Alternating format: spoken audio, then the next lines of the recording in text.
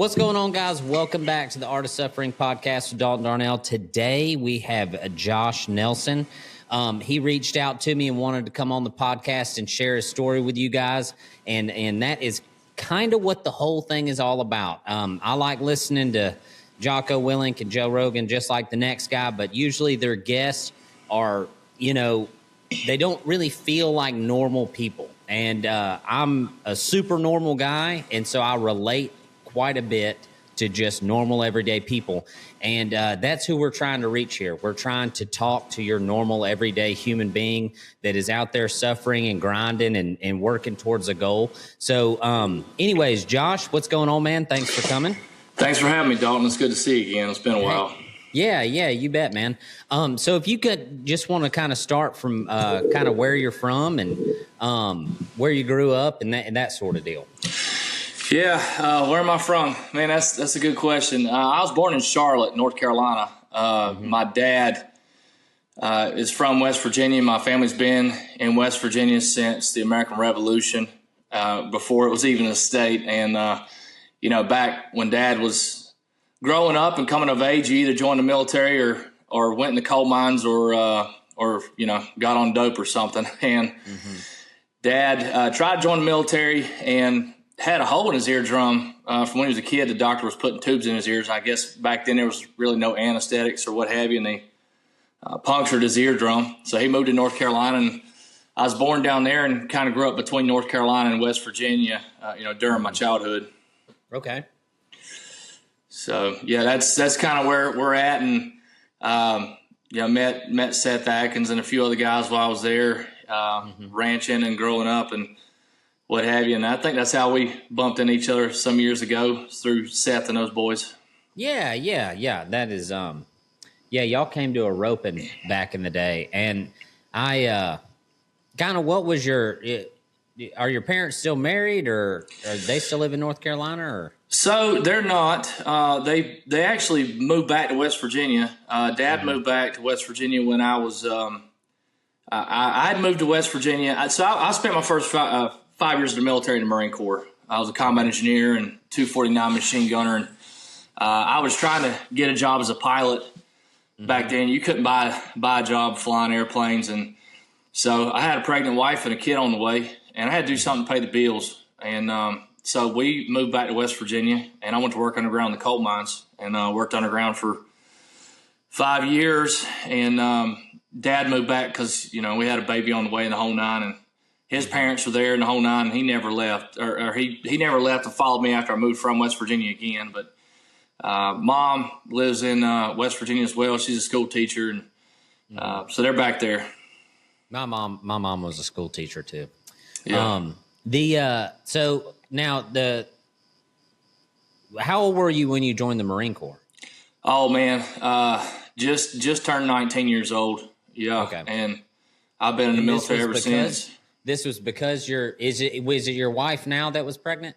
Yeah, for sure. So y'all yeah. been married all that time? Yes, sir. Yeah, coming up on 20 years almost. I hear you. Come on, let's get an amen to that one. So she was with you through the Marine Corps, and now you're in the Air Force, right? I am. I'm in the Air National Guard. Sure am. Cool. Okay, cool. So the man, that's crazy. So were y'all married when she got pregnant, or? Oh yeah. It's a funny story, man. Got married young. Oh yeah, we were young. We were friends in our church youth group in North Carolina, and pretty different people growing up. I was a wide receiver and at our rival high school, what have you. And she was in the band at her high school, and we were just really good friends. And I went to undergraduate at Liberty University in Virginia, and I was up there my sophomore year. She come up for this event they were having, and she was a senior in high school, and she just looked a little different. That time I saw her, and I was like, oh, maybe I'm interested here. And I think she felt the same way, and we started dating. And I asked her to marry me the night before I went to Paris Island. We were so broke, man. I wasn't really prepared, the whole nine. That's a longer time than we got in the podcast to tell that story. But I gave her what money I had. I'm like, here, get a ring until I get back, and then I'll buy you a nice one. And pretty much every dime I made at Paris Island's on her left hand. Really? So, yeah. That's freaking awesome. That's crazy, man. That's wild. So I didn't get married till late. I was like 24. Me and my wife dated for a really long time.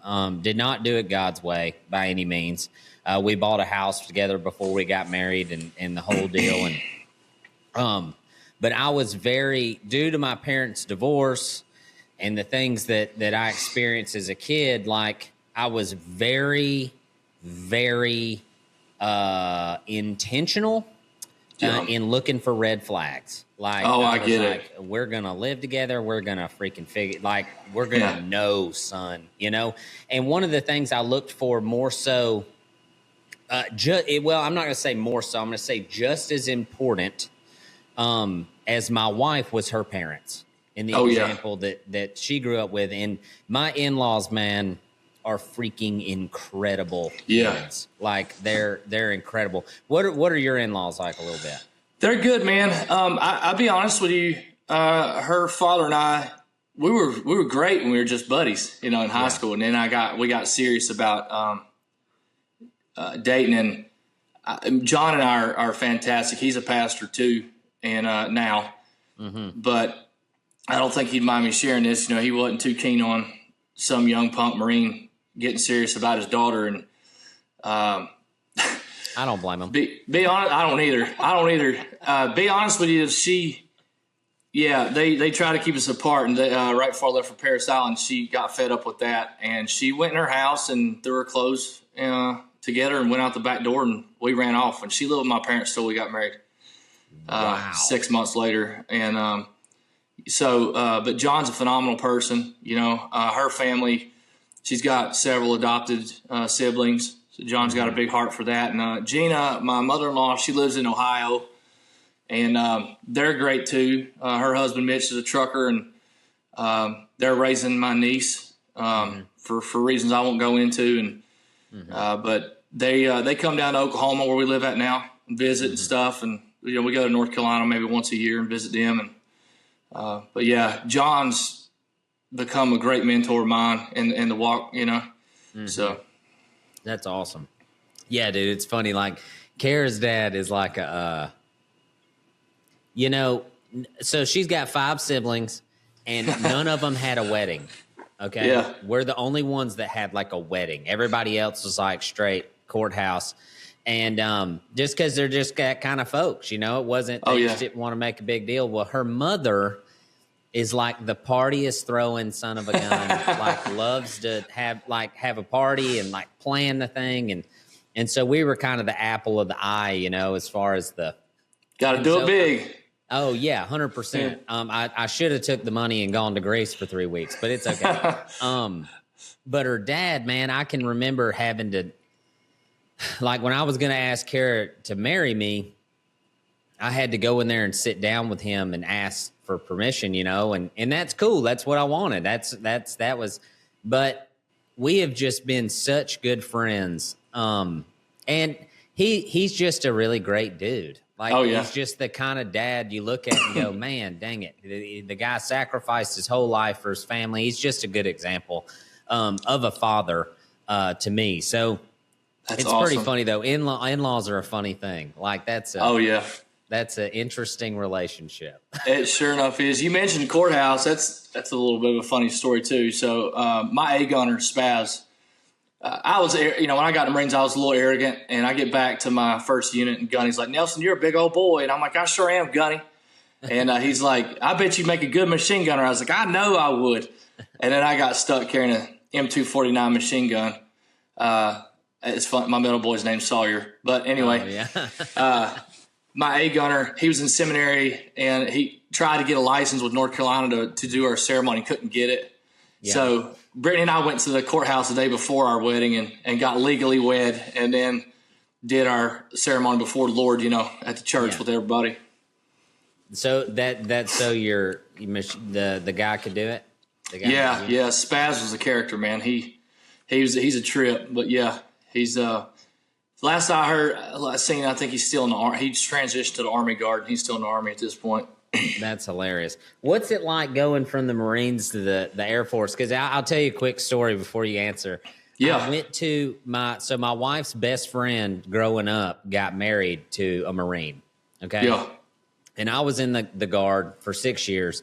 And so I go into this wedding to go to the wedding, and it's literally me and every other dude there is a freaking Marine. Okay. Yeah. And I'm like, all right, here we go, you know. So I'm sitting with all these guys and we're drinking beer or whatever, and they get to telling stories and stuff, and then they finally ask the question. You know, they're like, were you in the military? You know, I kind of got the Air Force haircut. You know what I mean? Yeah.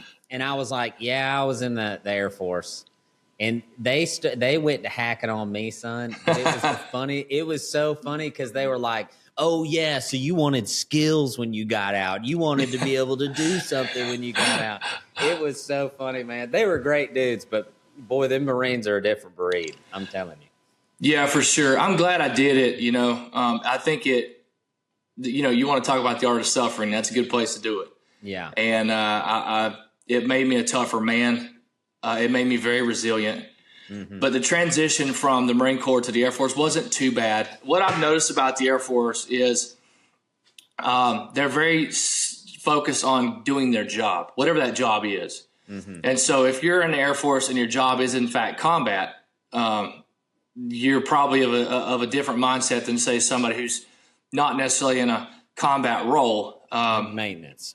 Right. And my last duty station in Little Rock, I was the DO of the maintenance squadron, which is awesome, and also flying too. But the transition for me wasn't too bad because, my first couple thousand hours I was flying C-130s, a couple tours in CENTCOM in the Middle East, and now I'm in special operations with the Air Force, and it is certainly maybe leans more towards small army mentality, a little more high speed, if you will.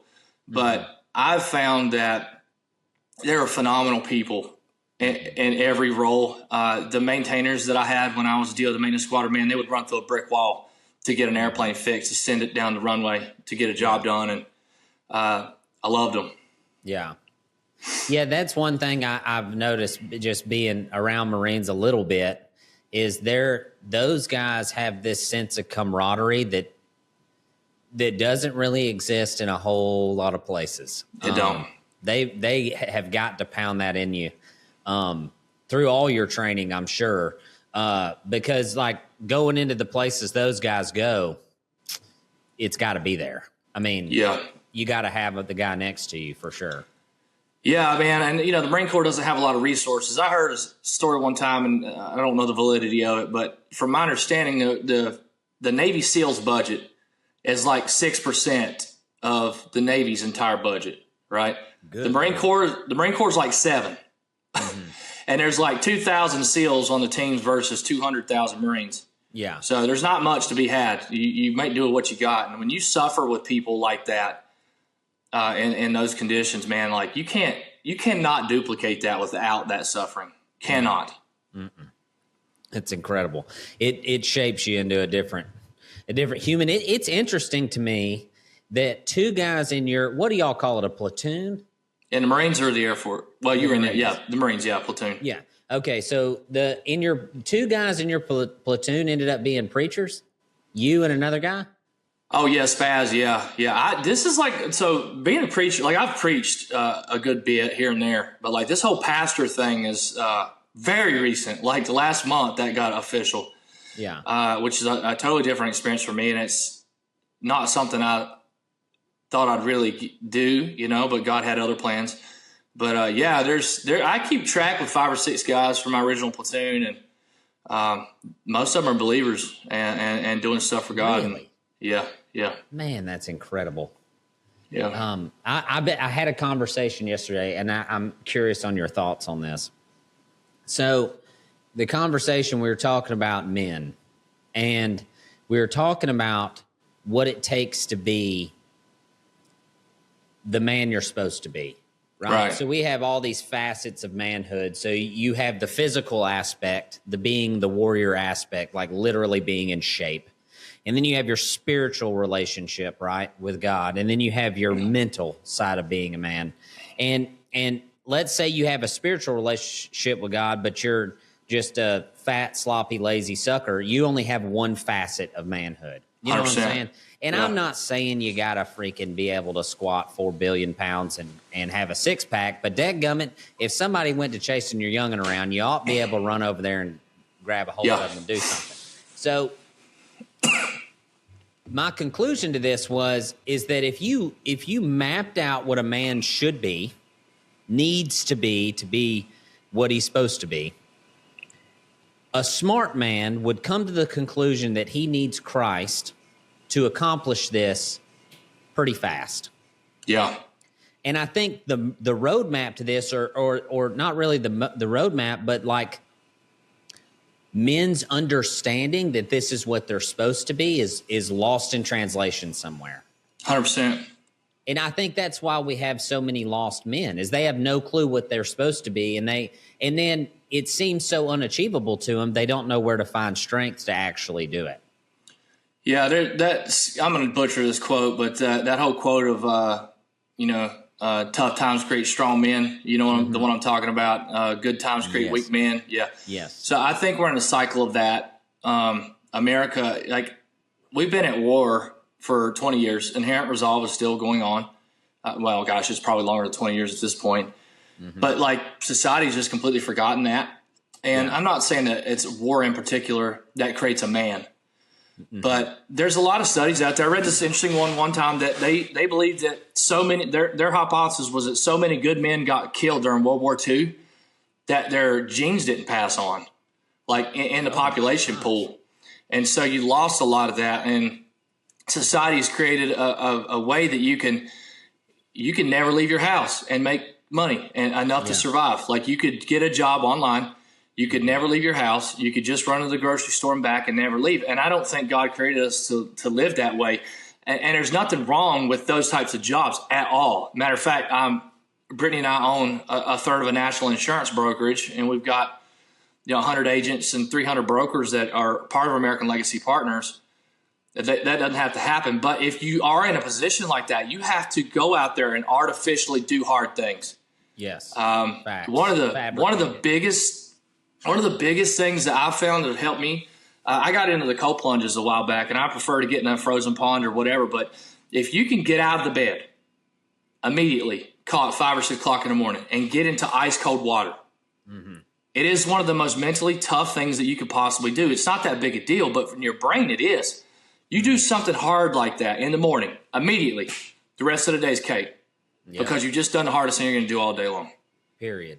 But you have to create it artificially in this world that we live in, because society's just gotten so soft. Yes, very much so. It's interesting to me because, like,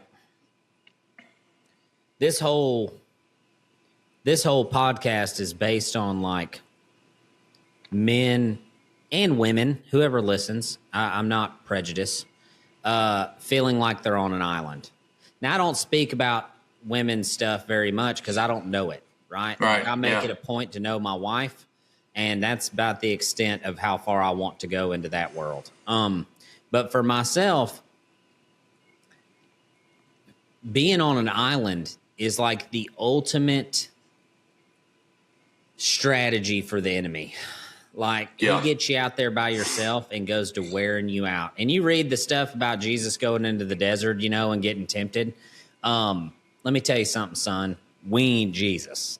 Oh, yeah. You know what I mean? Like, that dude was a unit. He was a totally different monster than anybody who's ever walked the face of the earth. And so I think it's necessary that we sit and share the suffering with one another, because if you don't, you're just out there in no man's land getting whooped on, like, we have the power to defeat the enemy, and the enemy has already been defeated, but his goal is just to steal, kill, and destroy everything he can.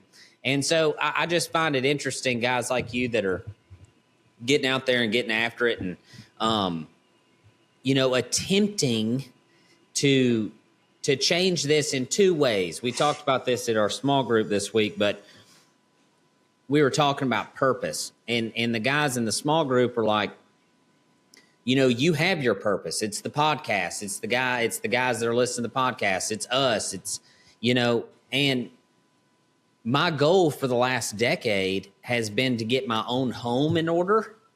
Yeah. To be able to venture out and help other people. And I think that's where a lot of believers, especially new believers, get crossed up, right? It's like, oh, I'm a Christian. I got to go shout it from the rooftops, but my house is in pure chaos. Oh, yeah. And so we're out here spreading the good news while your family's dying behind you. You know what I mean? Oh, yeah. Man, you're hitting on so much good stuff.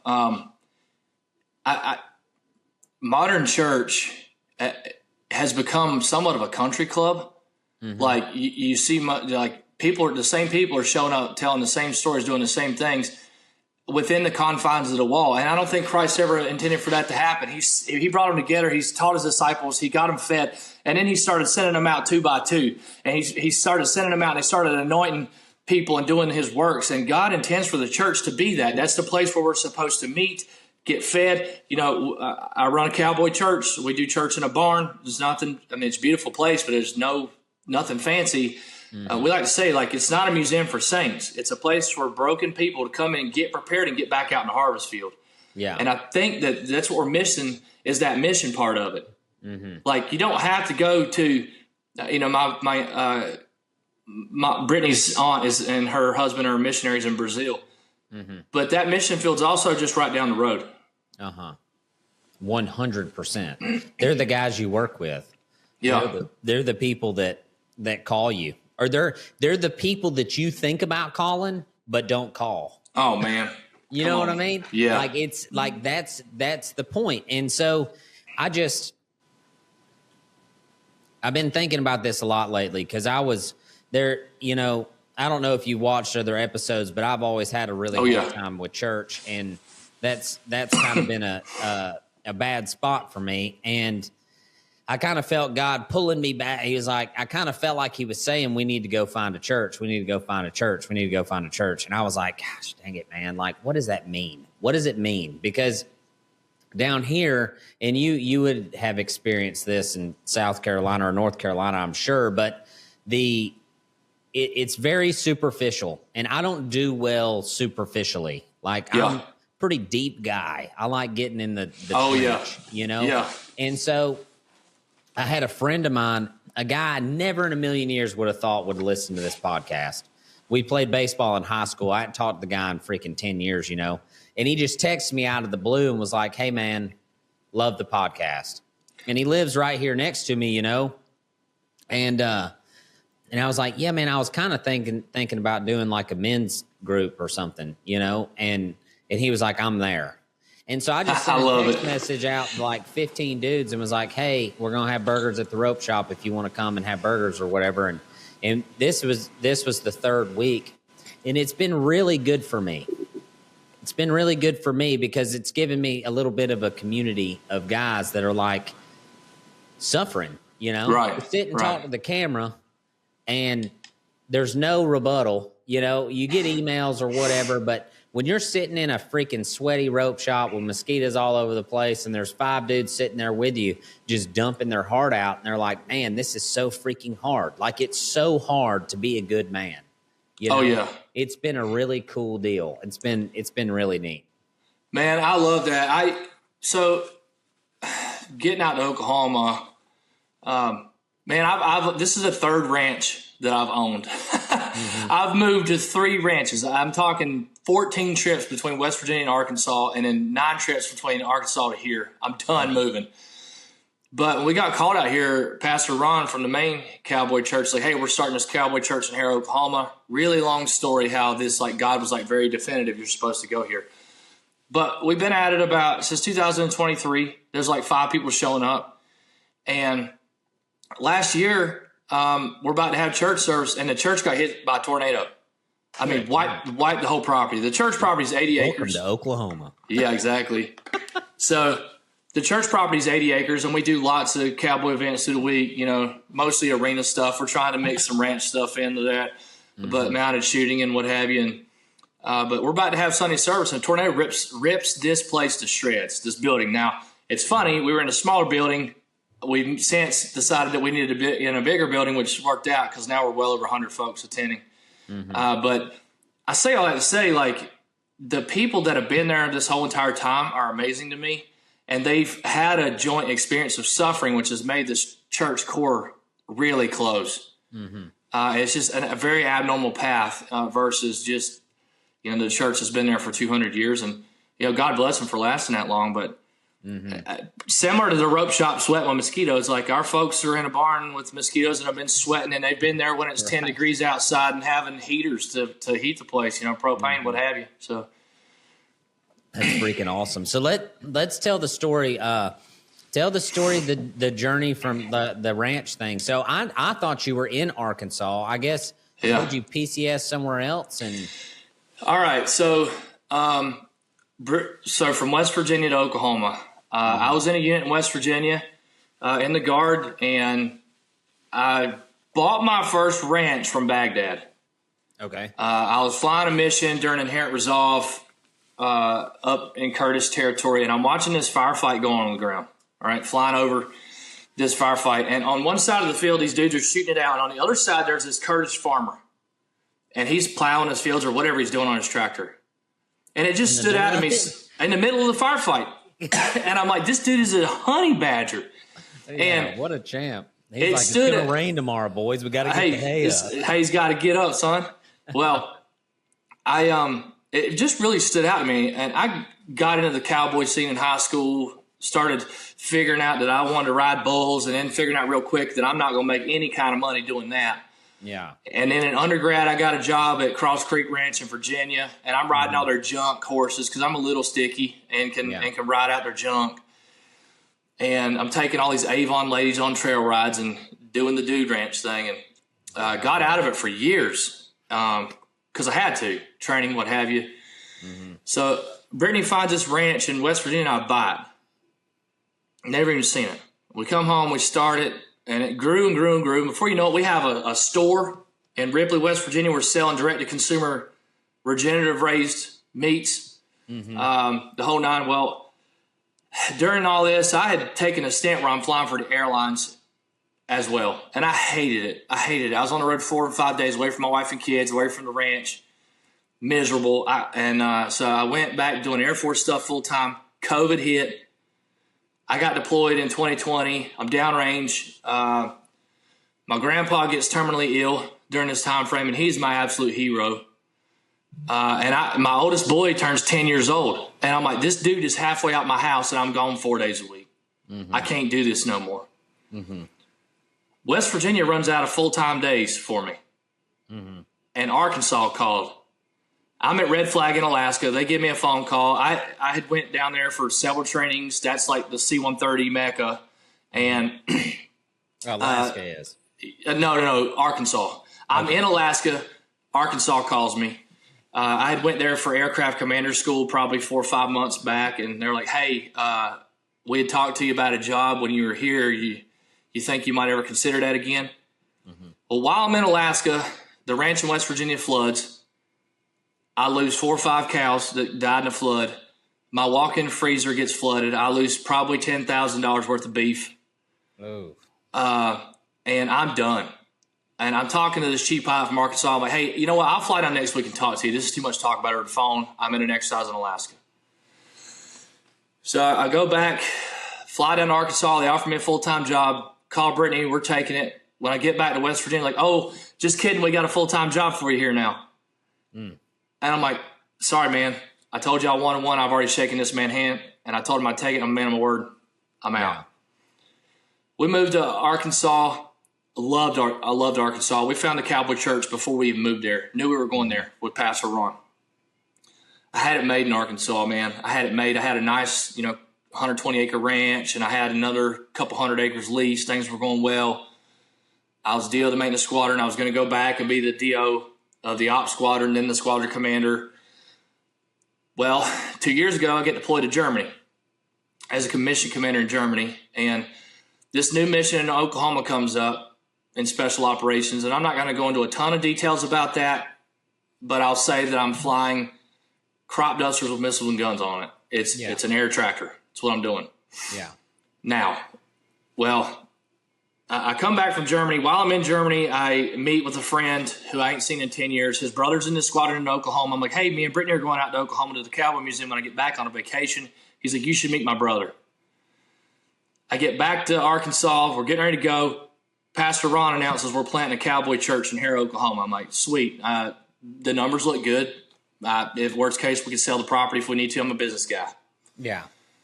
Pastor Ron says, I've been praying for a young couple to go out there and help start that church. I get out here to Oklahoma on vacation, go meet this squadron, love the guys, the whole nine. They asked me to come back in another month. I did. They asked me to apply. I did. And out of several hundred people, they called me like, hey, we want you to come work here. I'm like, oh, okay, this is getting serious. So you went from flying C-130s to, are you flying fighters now? Kinda close air support. I'm crazy. Yeah, kinda.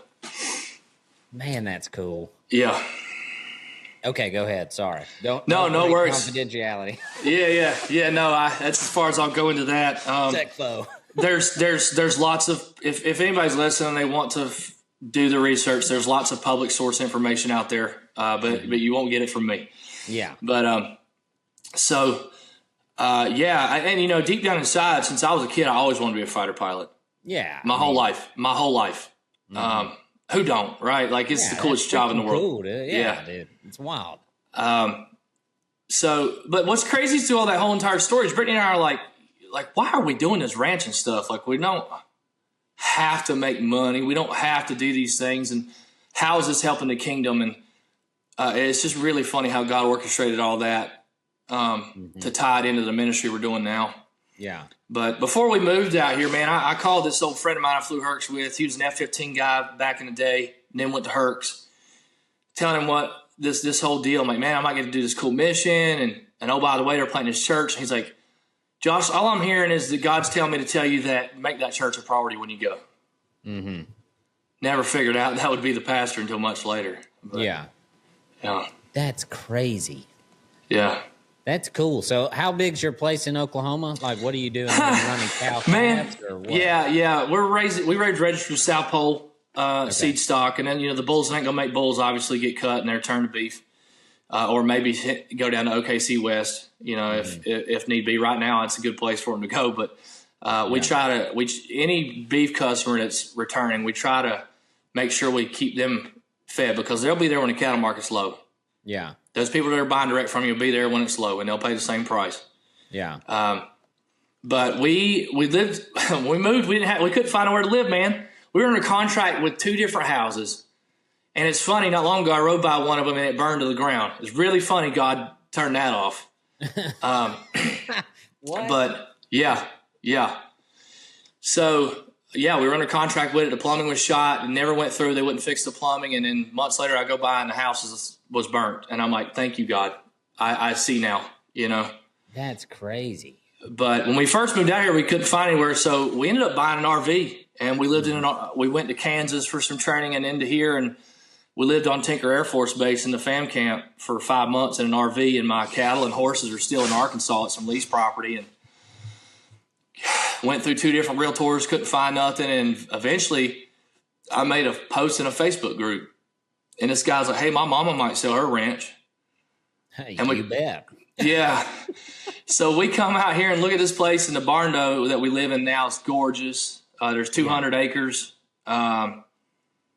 We paid, right out $1 million for the place, which is right now is really good this close to Oklahoma City, like way undervalued.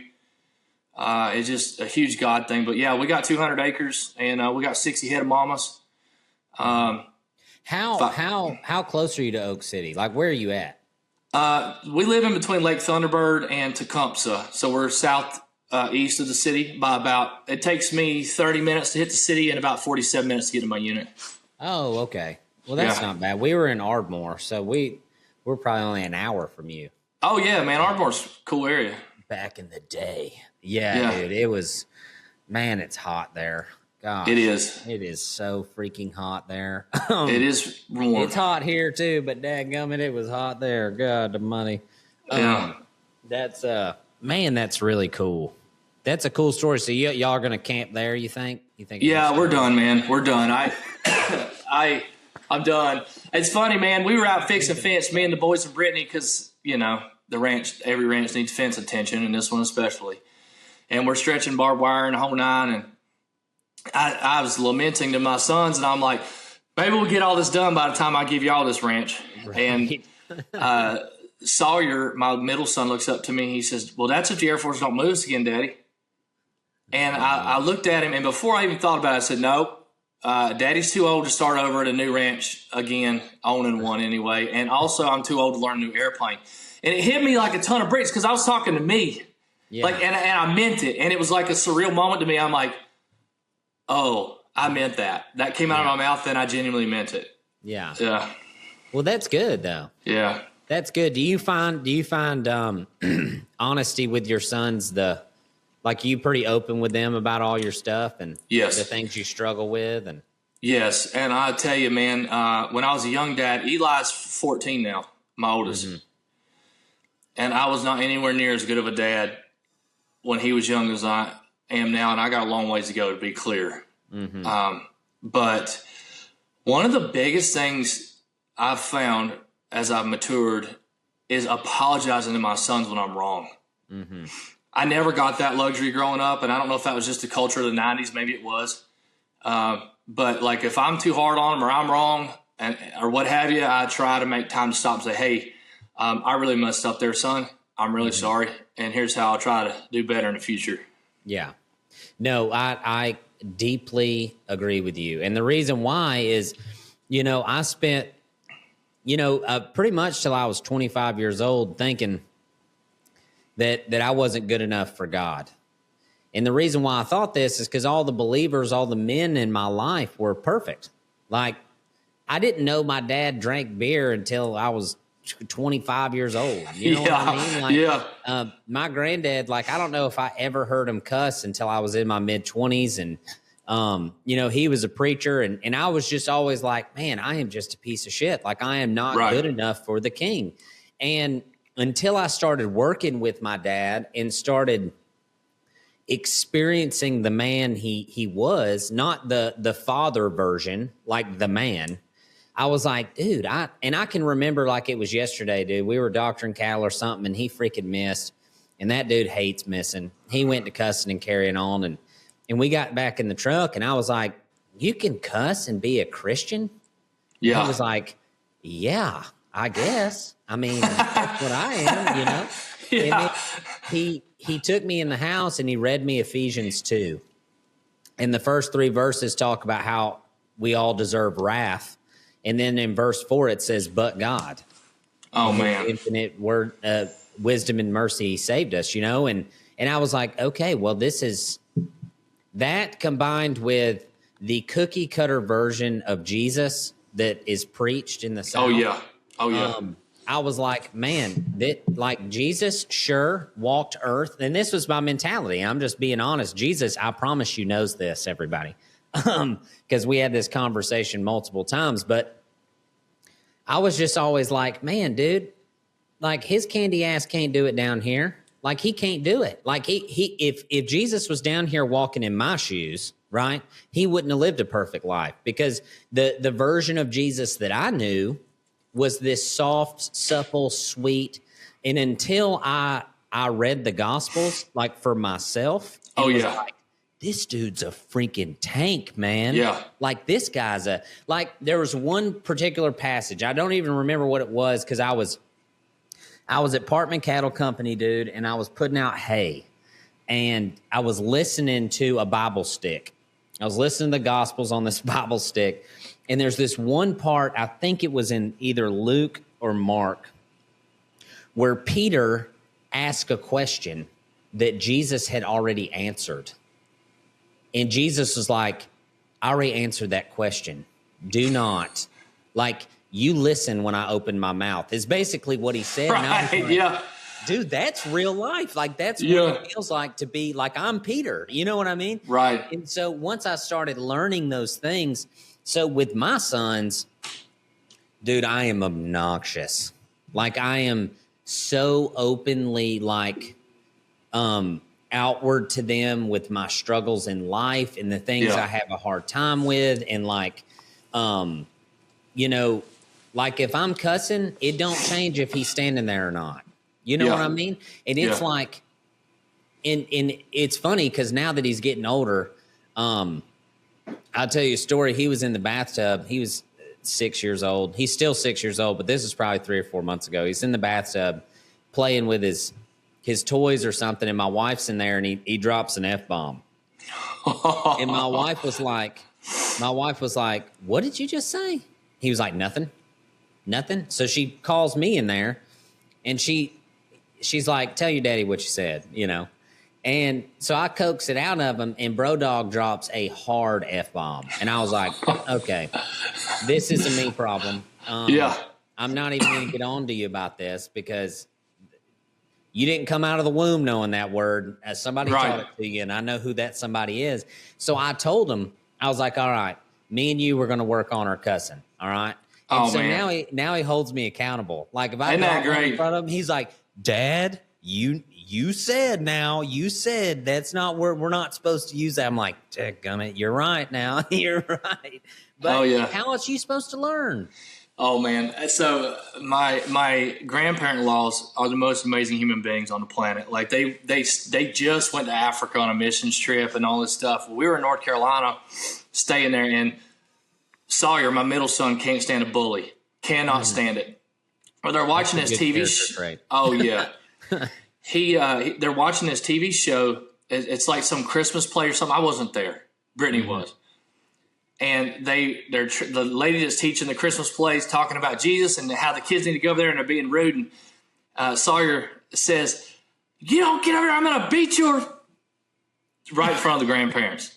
And my wife is absolutely mortified. She's mortified. And she's like, "You got to deal with this when you get home." So we had our RV there, and I'm like, I get home, and they're anticipating me wearing them out. Yeah. And so I'm like, hey, I'm too tired to deal with this tonight, boys, so y'all go on to bed, and we'll talk about it in the morning. Yeah. So there's part of the punishment, right? Yeah, 100%. Dude, so they're sweating. So. Oh, yeah. So we get up the next morning, they're immediately wanting to know what their punishment is because Eli did something too. And I'm like, well, we'll talk about it after breakfast. I'm pretty hungry. Yeah. So I ate my breakfast and the whole nine. Sweating. And then eventually it's time to deal with it. So we go in there and we read the verse. And I'm like, guys, look, you got to have some situational awareness about yourself. you have to know where you're at. Like, you can't do that. And I'm like, now, what's crazy is the night before we woke up, I'm like, y'all think about your punishment. All right, minimum is 3 licks apiece. Yeah. But tell me what you need tomorrow, you know? Yeah. So we get up in the mornings. The older boys, Eli, he's like, Daddy, I'm going to take 4, so that won't happen again. I'm like, that is fantastic. You're only getting 3. You bet. You know? And then the middle boy's like 2. And I'm like, now you're getting 5. Now you're getting 5. So we go in and read the verse about having some situation where I'm telling them, I'm like, guys, if we'd have been out working cattle and you did this, it's not a big deal. Yeah. But you have to be respectful to your grandparents. Like, you have to. And you have to be respectful to your mom. Regardless of how you feel about that, you have to be respectful to them. Yes. And it was a really cool lesson. Oh, that is so funny, dude. That sweating it out sucks. It does. The worst. Ed, that's worse than the licks. Oh, yeah. Yeah. I mean, the licks are easy to take. Oh, my gosh, that is. They hardly ever get whoopings. Hardly ever. Most of the time they get burpees. Yeah. It's like, hey, you did something wrong, so you're going to punish yourself. How many burpees do you need? You know, bro, we do that at the rope shop. Like, nice. I do that with my employees. I'm like if they pull a rope that's supposed to be a 60 and they pull it 40 or something, I'm like, all right, 20 push-ups, let's get it. And I do them with them most of the time. So I got my 12-year-old nephew in here, and my 6-year-old comes most every day, and they do tie strings and stuff. And so when they screw up, we do some manual labor. You know what I mean? Like, yeah. There is nothing wrong with that. It's good for you. Fantastic. Yeah, dude. I don't know. Raising youngins is a different monster, and like I think hiding yourself from your kids in order to maintain this level of respect that doesn't really exist. Oh, yeah. Is an integrity issue. It's like Oh man, It's like you're hiding from them, you know. That's deep, dude. That's deep. Right. It is an integrity issue. I never thought about it like that.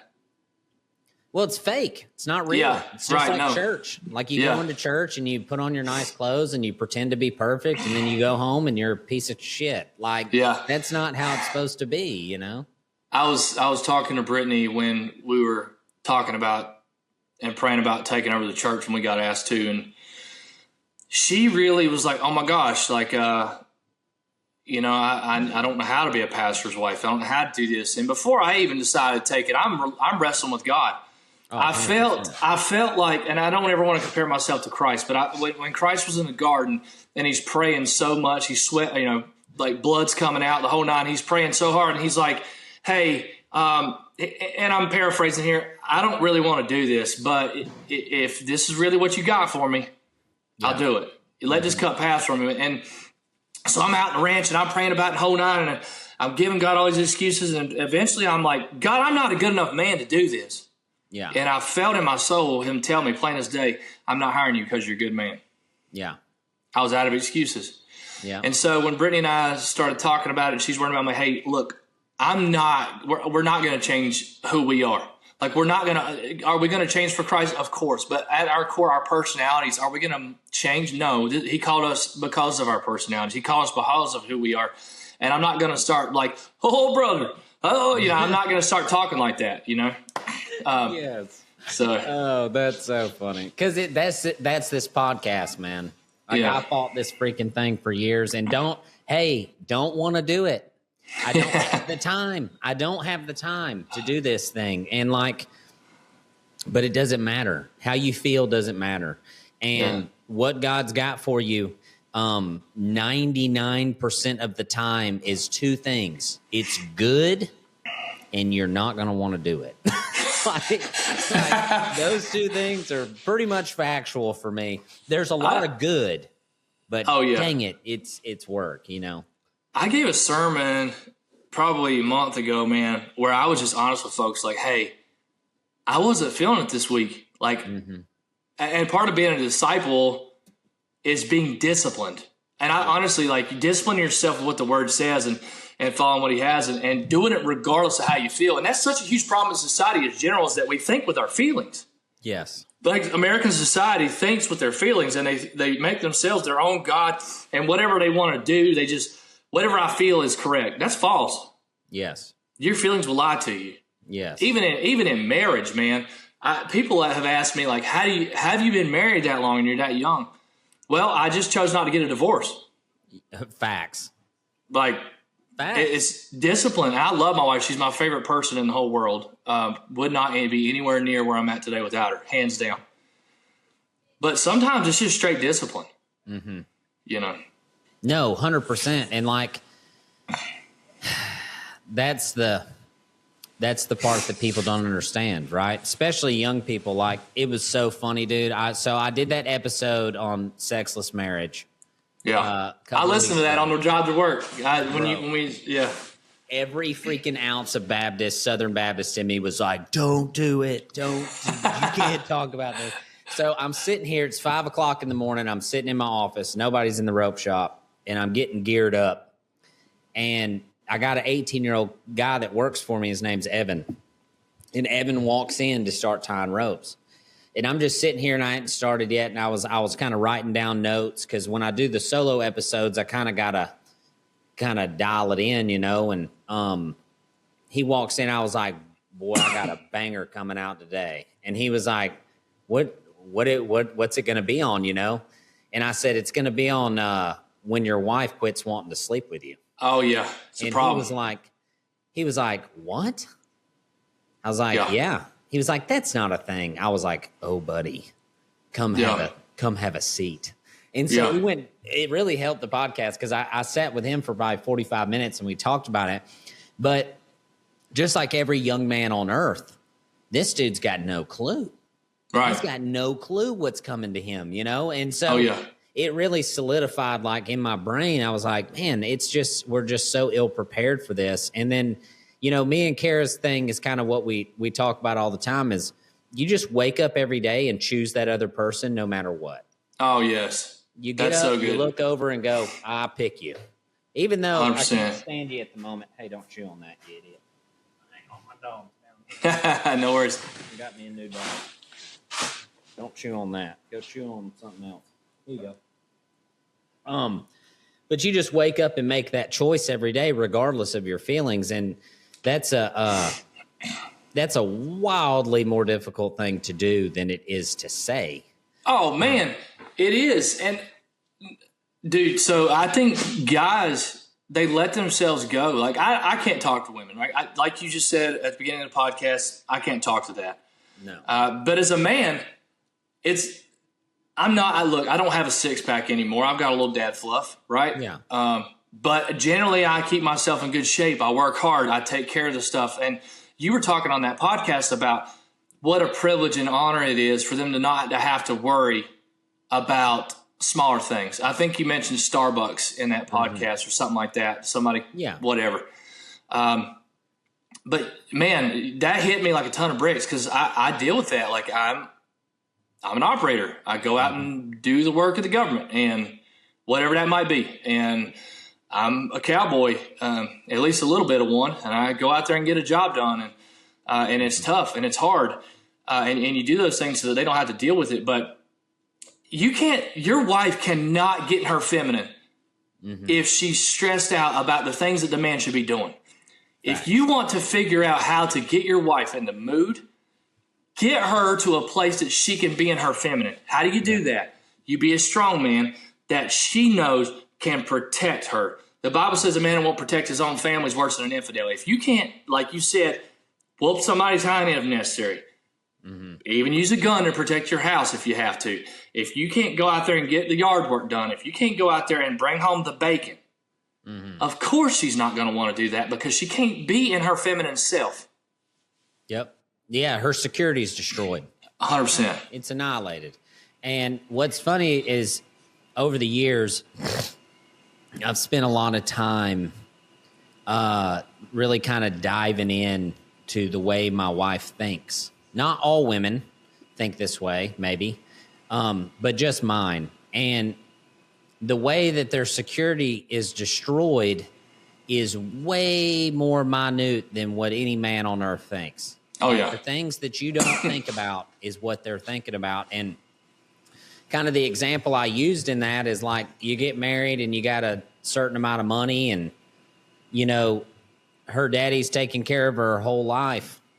And then y'all get to a spot to where you really might not have enough money to go grab groceries until payday, you know, and that's never happened to her before. Yeah. And not that you can't just make money appear to go get the groceries, but right. A man's ability or a man's lack of ability to just kind of shut this off. Like her brain goes, we can't get groceries for 3 days. And you're like, well, we got sandwich stuff, you know? And then she's immediately in her own brain panicking about this. She's 100%. like, what if we blow a tire? Then what? What if the air conditioner breaks? How are we going to, if we can't buy groceries, we can't fix the air conditioner, and then we can't fix the tire, how are we going to get to work? Blah, blah, blah, blah, blah, blah. And you are sitting on the couch going, well, we got sandwich stuff. It'll be fine. Yeah. Right? And so then you're like, hey, you want to go slip back in the bedroom? You know what I'm saying? Yeah. Like, hey, what's up? Not a chance. No, she's worried about the tire that hasn't blown yet. You know what I mean? And so the way that you mitigate these things is by understanding that those cares and concerns and anxieties, so to speak, are real for her. Yeah. Right. And a man, just by nature, is just going to be like, it's fine. Don't worry about it. That doesn't work. That's not a thing. It doesn't work. Like telling somebody not to worry about something they're worried about is just dumb. It's not. So you have to, not that you can make money appear, but you can make their cares and concerns important to you. Oh, yeah. And this gives them security, right? You can say, hey, I didn't budget how I should have this month. I'm so sorry about that. Next month, we'll start working on a savings fund or trying to figure it out, or I'll make more money this way or whatever. And now you've just alleviated it, right? You've built the security up instead of just saying, what you're saying to her is what you think is stupid, and we don't have to worry about it. And I can't think of a more annoying thing for somebody to say to me. Like, it's almost demeaning. Yeah, it's demeaning. Yeah. Like, no, Dan. And there's things you could do to, like, she wants to know, is this a capable man? Like, yes, is this man capable? You can say, honey, you know, and it's maybe a little facetious, but like, I promise you, if we run out of sandwiches, I will go smoke a deer. I don't care if it's seasoned or not. I will make sure that there's food on the table. Come hell or high water, I promise you're going to eat. We're going to eat. Yep. Right. Facts. That's stuff, dude. It really is, man. Your youngest? Oh gosh, Romy, he just turned 4. Oh, buddy, Romy, gap there. Yeah, we got 3 boys. We don't know how to make girls. I might adopt one of these days, maybe if God provides one. But that's a crazy story in itself. Romy, we got pregnant with Romy during that time period when my granddaddy was dying. Mm-hmm. So I was deployed, flying in Iraq and Syria. My dad almost died like the Friday before I left over for a freak thing. He's good to go now, doing great. Grandpa's sick. We ain't figured out why. So Grandpa was so sick. He was like, son, I don't know if I'm going to be able to make it up there to see you off this time. I'm like, Grandpa, don't worry about it. Don't worry about it. But sure enough, I'm about to get on that C-130, and here he comes waddling up. Mm-hmm. Got there. But Grandpa was my hero. I was very close to him. And about 2 months into my deployment, maybe 3, I get a phone call from my cousin. He's a family doctor. And he says, Josh, you need to come on home. Your grandpa's dying. Mm-hmm. So the Red Cross let me home, and that's another miracle in itself because COVID was hot and heavy, and they were very much restricting who they would let leave and come into AOR. But I got home, and I spent the last couple of months with my granddaddy, and I really thank God for that time. I got to say bye. But Grandpa's 80th birthday hits, and COVID's happening. He's on chemo, and we're trying to keep folks away from him so he don't catch COVID and die early. Yeah. So we decided to have a parade for him. And so we had, 80 folks come up, bunches of horses, the whole nine, do this little parade for his birthday. That morning we find out we're pregnant with the baby. Good night. And Brittany was really close to Grandpa, too. She's like, hey, if it's a boy, I want to name him after your granddaddy. And sorry. That meant the world to me. So we get done with the parade, and we tell Grandpa, hey, we're pregnant. And if it's a boy, we're going to name him after you. And, obviously he breaks down, and he never got to meet Romy. Mm-hmm. But I hope that he gets to peek down every now and then. Yeah. To see him. But Romy loves horses, man. He's big into it. The older two are maybe not necessarily taken to it like I did. Mm-hmm. But they're really coming around now that they're figuring out that there's lots of girls that like to be at mounted shooting night and all that stuff. And and Eli's got a lot of balance, man. He's going to make a good horseman. And sorry the middle boys come around too, but Romy loves him. Like he's all, Daddy, let me on there. What was it about your granddad that made that relationship so important? Yeah, so growing up, my grandpa was a stern man. Stern, no nonsense. He was a Marine, too, back in the day. And as I got older, he got softer. Mm-hmm. I think we all do that as we age. And I don't mean softer as in not capable man, because Grandpa would snap your neck. Vietnam Marine? He was right before Vietnam. Okay. Now, all of my great uncles went to Vietnam. They were all, every one of them. Mm. But Grandpa had gotten out, and he was taking care of my grandma. He was in between Korea and Vietnam.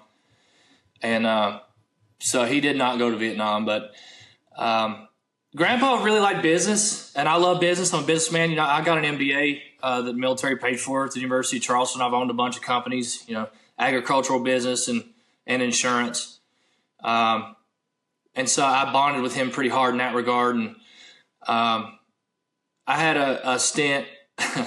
I don't talk about this very much, but I had a stint where I was involved in politics on the state level for a while, and Grandpa was really involved in that and stuff. So we bonded pretty hard. And when I was in undergrad at Liberty trying to figure out how to make it, Brittany and I got married halfway through undergrad. We're sleeping on a mattress in the floor to this house I'm renting and trying to make it work. And he would randomly send me $100 and write me letters. And when I was at Paris Island, he'd always write me letters. I've still got all of them in a box. And He'd write me letters when I was at war.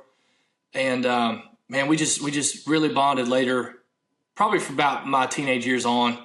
And it was tough, man. 80 years old, he was out there shooting layups, and we're playing, or 79, shooting layups, and we're shooting hoops or whatever. And then 80 years old, he's gone. Yeah. But that's a man's way to go, man. I've told Brittany, if I ever get bedbound, go out there and put me on blue jean, take my legs in the stirrups, smack it on the hind end, and watch me ride off one last time, because I don't want to lay around and rot. Yeah, no, facts. Yeah, let lightning strike me on the top of a mountain. Man, that's crazy. I had my granddad was not a hard man, but he was a good dude. He was a good dude. And those relationships you don't know all the wisdom that's being offered to you until it's not there anymore. Oh my gosh. Man, what I would give to sit down with that dude for an hour. You know, Dalton, I hear my granddaddy talk to me all the time. I hear him all the time. I'm out there fixing a fence. One of the things, there's this Appalachian saying about being a cobbler. It means just halfway doing a job. Or he would say, don't be a cobbler. And I'll be getting ready to cut a corner or something, and I'll hear him say, son, don't be a cobbler. That's fantastic. I hear his voice in my head all the time when I'm about to do something, or some piece of wisdom he gave me, and we were working on something, you know. Because them cattle will show you them corners. Every time, buddy. And it's always when I'm on the road away from the house. Every time. Yeah, they old Dean, Dad tells a story about Dean used to say when they'd go gather, he'd be like, slip out there and make sure a rabbit can't get through that fence. He freaking minute, buddy. Yeah. He freaking minute. Man, that's awesome. I had a buddy talk about 3-strand life one time. Like, 3 strands of barbed wire ain't nothing for nothing. Nothing. Yeah, nothing. They had, where I worked, they had freaking net wire and then 2 strands of barbed wire on top of it. You could bounce them off of it like a trampoline. Oh, man. I really wanted to do this whole ranch and field fence, but it's so expensive right now, man. I've just went to minimum of 5 strands of wire, you know, doing the best you can. Gosh, yeah, it was expensive like that deal. Them yearling deals, though, on a good year, get a lot of upgrades. You know what I'm saying? Them deals are the write-offs. So, ranching will teach you more about life than just about anything. I do believe. I've learned and learned and learned. I didn't grow up ranching, you know. I didn't grow up doing that. It's something I decided I want to do for my own. And it's been such a learning curve. We had 2 years ago, I think, I had one really, really nice registered bull, and I took him to the vet, got tricked BSC and all that stuff, come back good. Halfway through the season, I noticed that the cows ain't fattening up, and something happened. He went infertile. You know, halfway through the season, you learned about not ever relying on one bull. You know, that was dumb. You learn a lot of hard lessons. Yeah, wisdom is the wise application of failure. Oh yes. Facts. Yes, 100%. That's a real thing. Well, that's really cool, man. I find it really interesting. The guy that texted me that we started the small group with, he's got his kids are, I think, 13 and 11 or something. And it's pretty fun to sit down and visit with guys who are a little further down the road on that deal. Cause that's kind of something that I find myself thinking about a lot is, you know, you strive to do a good job, but you don't know what you don't know. And it's always good to sit down with people who are further down the road than you a little bit, and then a little further down than them. And it's like I've told everybody at clinics and stuff, like kind of the Air Force's philosophy when I was in was if you're one step ahead of a guy, you can teach him something. Yeah. And if you kind of, lots of people, especially in the cowboy world, don't think that way. No. If you don't have it all put together, you can't teach nobody nothing, and that just ain't true. And man. Because if I know one little trick that helps you get a little further down the road, then that's handy to know. And not that everybody needs to be a teacher, but offering lessons learned and wisdom and all of the things is really nice to have a community of people who are willing to do that. You know what I mean? Oh man, I've learned that so much. Well, you know, it's been wild to me here in Central Oklahoma. Like, this is a cowboy capital, you know. There's lots of cowboys here, but what I found, there's not a whole ton of ranch cowboys. It's mostly arena cowboys where I'm at. Yeah. And when I get out, like if I'm roping with you guys, I feel like a complete total dink. Like I don't feel like I don't know what I'm doing. But then I get around a lot of arena cowboys, especially in my ministry and stuff like that, and they don't know nothing about ranch work. They don't know how do you brand cows. They don't know how to hobble train a horse. Like, to me, first thing you do, like really quick when you're teaching a horse is hobble training. Real quick, because you get wrapped up in barbed wire, whatever, it's the most invaluable thing you can teach them. Mm-hmm. But they've never even thought about those types of things. And so you're right. No, and there's nothing wrong with that. It's the way it's no different than with your wife or your kids. It's the way the information is presented, right? If you ride around on your horse and act like a freaking, like I hung the moon, but your horse drives like a forklift, like you can't be that guy. But if you're standing there with somebody, and I'm in a little different situation with this because I go teach clinics and things. And so I'm pretty forthcoming with information because, you know, people bring me in to teach. So 100%. That's why you're there. Yeah, I don't hold back. I don't, you know, and I just think that's something it's something I learned in the military that I've always counted as a real blessing, is like, you know, it's my job standing next to the guy next to me if I see his uniform is incorrect. Because you learn that day one, week one at basic. Like, if you look over at your buddy and his uniform is jacked, everybody's going to get wrecked. Oh, yeah. And so if you know that pin doesn't go right there, it goes on the other side, you got to say, hey, bro, dog, hey, slip that thing around, you know. I'm pretty sure it goes on this side. And you learn this really kind of gentle way of correcting people to where you're not being like an asshole. You're just like, hey, man, we're going to have to do like 1,000,000 push-ups if you don't get your hat right. You know what I mean? And so it's kind of been that way cowboying for me too. You know, you're just riding along with a fella or whatever, and you're like, you might ask the question, you know, hey, what you got going on there with that back girth, man? Like, hey, man, that thing's kind of hanging low, you know, like that sort of deal.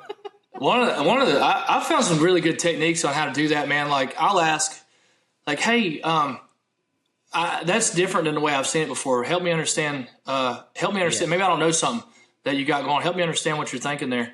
It might be like, oh, I had no idea. I'm like, okay, cool. Let me show you what this guy Dalton taught me one time. Mm-hmm. It might work for you. Yes. You know, that's fantastic.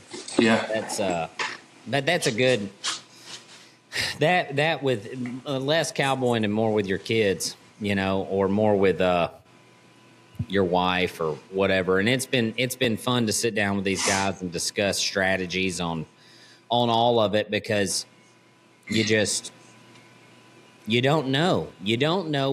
Oh, man. You know, and we all need help. And so I try to operate my life based on, like, from a position of not knowing anything. Like, if I'm looking at all these different situations and I go, okay, what can I learn here?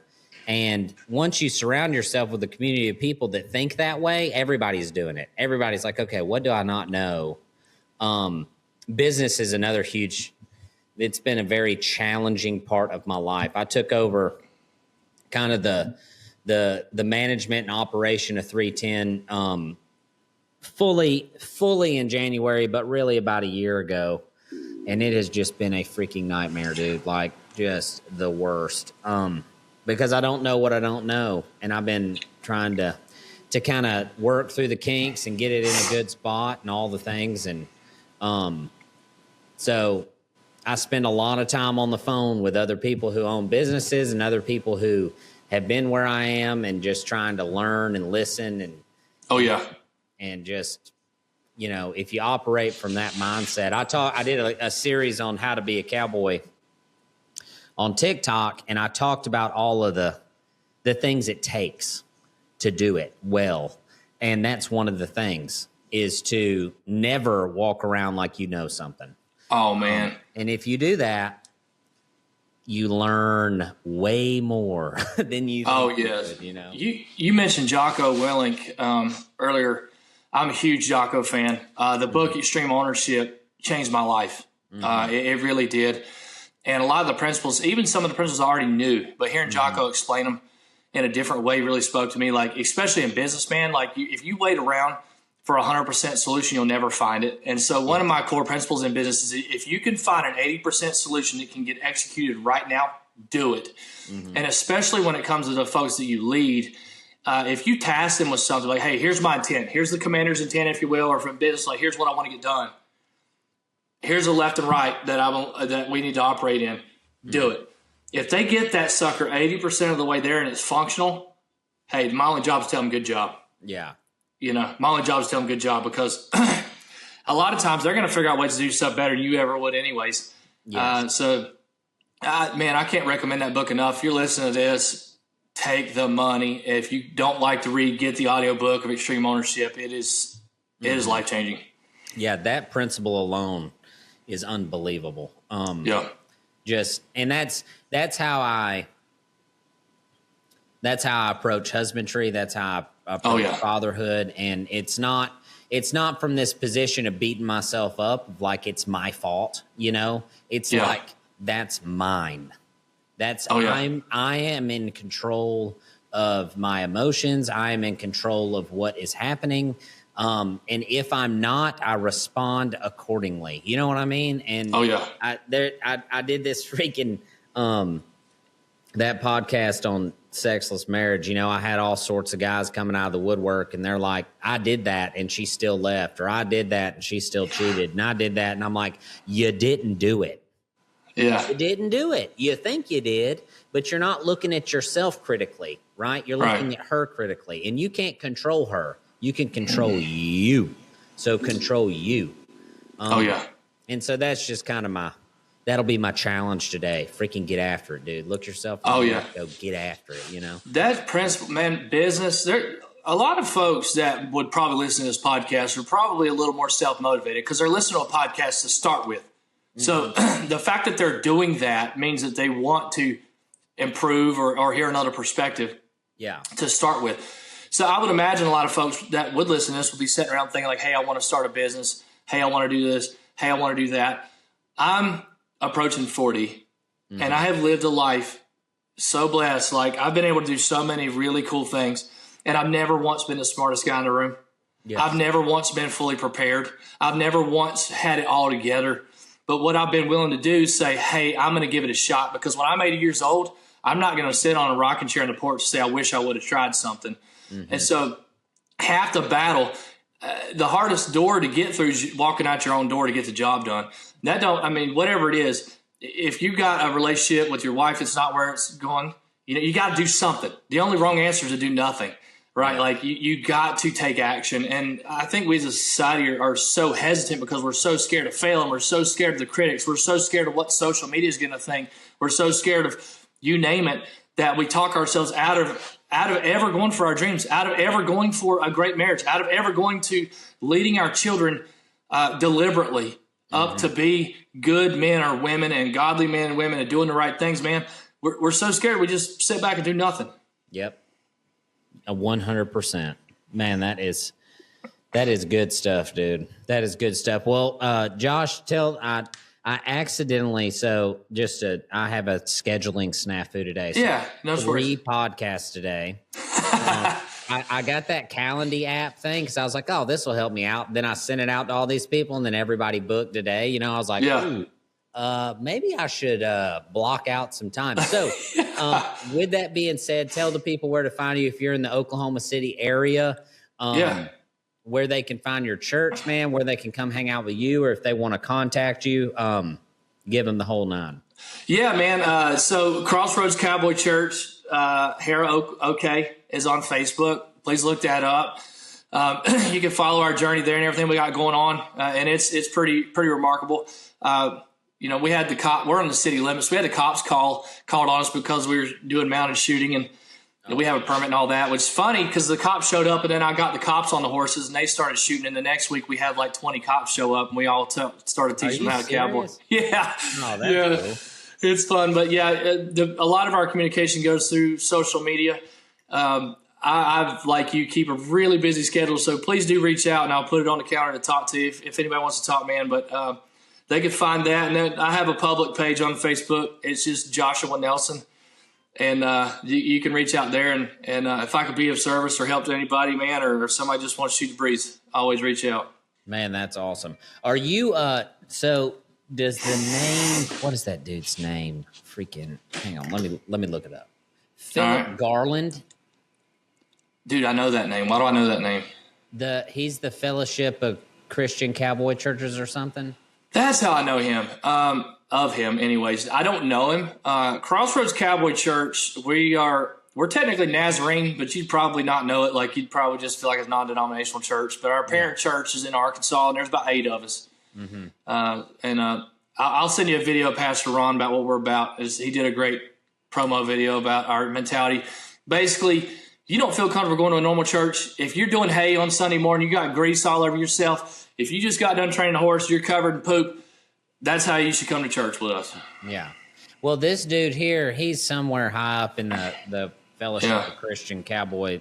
They got a really long acronym. Anyway, he came down and visited the rope shop. He's from North Alabama. And then I went to a FFA thing and sat in the booth with him. That was like 2 weeks ago. Yeah. Really cool guy. Anyway, he does all the churches here. And I'm going to, they have this fall gathering every year in North Alabama, and I'm going to speak at it in September, which is not something I've ever done before. They called and asked, and I was like, dude, what are you talking about? What do you want me to, who am I speaking to? You know? And they were like, well, everybody there. And I was like, about what? And they're like, just whatever you want to talk about. I was like, hey, bro, you might not want to do that now. Yeah. You'll do just fine. I have no doubts, man. We'll see how it goes. The way he explains it is it's a pretty cool deal. So I'm excited. He's a really good dude. So, well, before you go, I do want to invite you and your dad if y'all want to put on a big 310 event. You know, we got 80 acres and a massive arena, so we got a good spot. Yeah, you bet, man. We're hoping to get back into events next year. This year's been a rebuilding nightmare, so we're trying to get back into that sort of thing. So hopefully next year we'll have something on the books where we can go and hang out with everybody and do a little roping. So that sounds like a good time. Anytime. Josh, thank you so much for coming on, man. And call me if you need anything. And yeah, dude, appreciate it. Yeah, same to you, brother. It's been fun. All right, guys. Thank you all so much for watching. We'll see you in the next video.